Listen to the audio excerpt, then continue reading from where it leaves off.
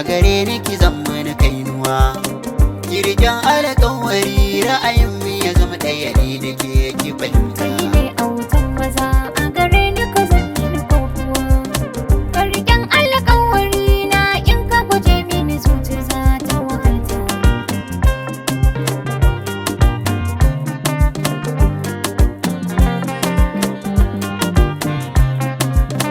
gani gaki aminiya ta min ishi hanya sabuwa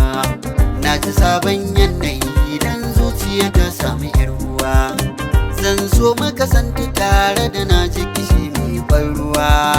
taron mu da armashi ko me kika mun bar ramuwa da karanta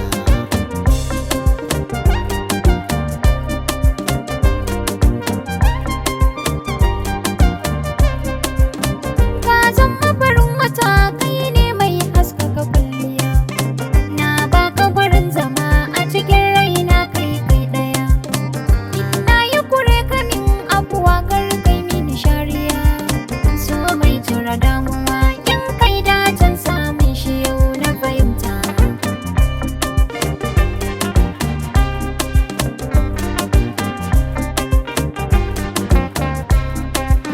samin ki ya zama silar kore mai mana dangane karki nisance ni rayu da ni ki hane ni tunatini